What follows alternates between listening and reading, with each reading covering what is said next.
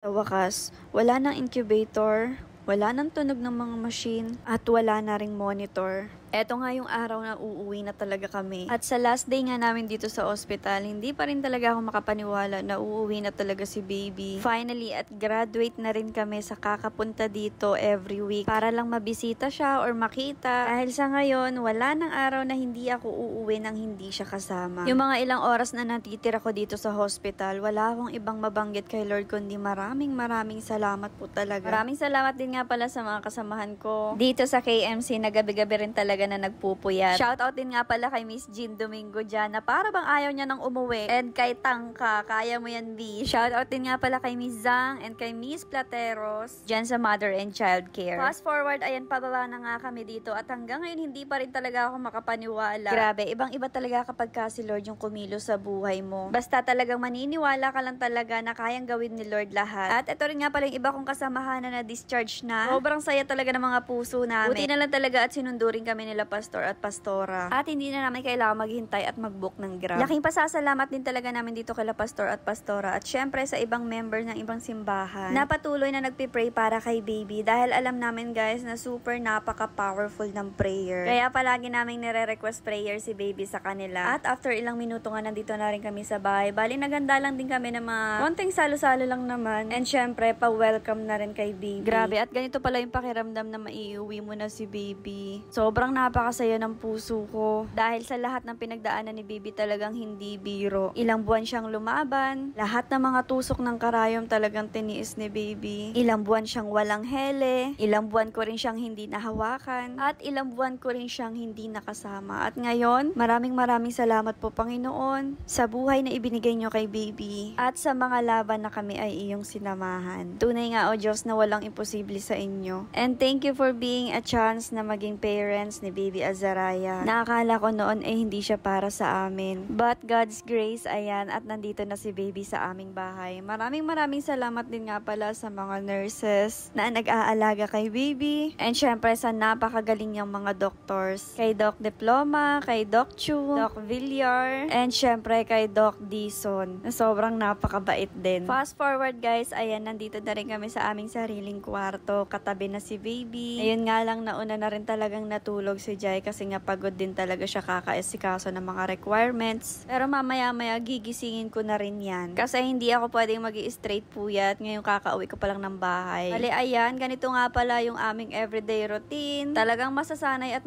na lang din talaga yung aming mga katawan. Grabe, at ganito pala talaga kapag ka may newborn ka, kakakaunti na lang yung tulog mo. Masaya ka nang makatulog kapag ka meron kang 2 to 3 hours talaga na dire-diretsong tulog. Pero okay lang basta para kay baby, kailangan ko rin talagang bumawi since ilang months ko nga siyang hindi nakasama din. Bali sa ilang months na yon, dito ko pupunuin talaga ng pag-aalaga at pagmamahal ko sa kanya. Ipaparamdam ko sa kanya araw-araw yung mga panahong wala kami sa tabi niya. Maraming salamat nga pala sa mga prayers nyo, sa mga online tita ni Azariah. Maraming salamat sa pag-pray sa kanya. Sa ngayon, yung update kay baby is talagang papatabain na muna namin siya. At syempre, kailangan pa rin namin magdoble ingat.